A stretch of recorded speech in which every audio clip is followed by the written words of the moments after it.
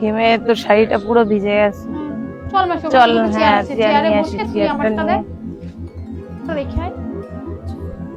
চল চেয়ারে। চেয়ারটা এদিকে নিয়ে এসে বসি।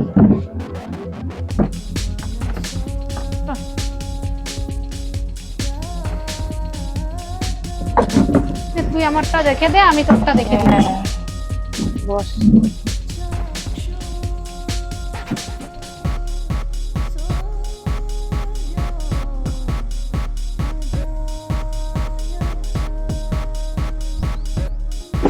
দেখো পোকামাকড় কি হলো, গরমের মধ্যে যা গরম আর মাথা যা ঘামে, এত ময়লা জমে না।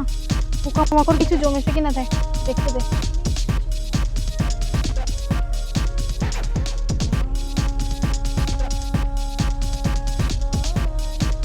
দেখি একটু খোপা করতে পারেনি কি তোর চুলটা।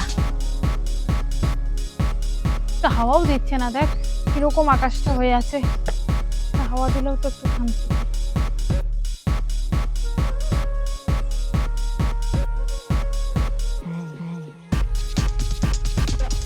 হচ্ছে খোপা কোনো রকমে হলো। তুই আমার খোপাটা করে দিত, গরমে থাকতে পারছি না। ঠিক আছে, চেয়ারটা না সরালেও হতো। ঠিক আছে না, আমি চেয়ার নিয়ে হ্যাঁ, চেয়ারটা না সরালেও হতো।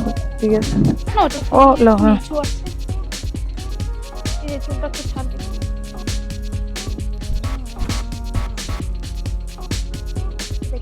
ওই তো শ্যাম্পু করতে একটু লেট হয়ে গেলে এরকম পোকা হয়ে যায়। চুলটা ভিজে গেছে নিচটা পুরো। হ্যাঁ ওটা তো ওইটা, হ্যাঁ। হচ্ছেই না।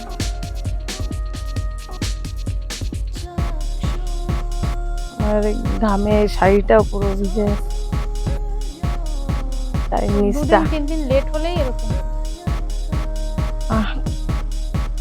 দেখ তো খোপা করতে পারিস কিনা।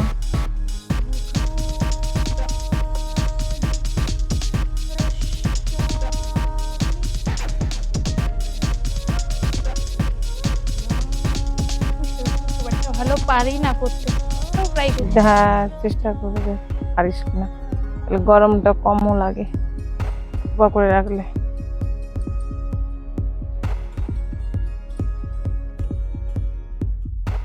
পারলেই খুলে যাবে, আমি এরকমই পারি। বেশ সুন্দর হয়েছে খোপাটা, শুধু চুলটা একটু রাফ, একটু স্মুথ হলে ভালো হবে।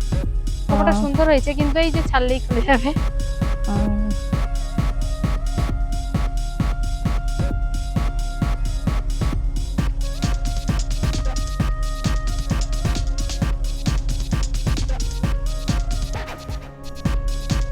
হাওয়া দিলে ভালো। এটা, হ্যাঁ।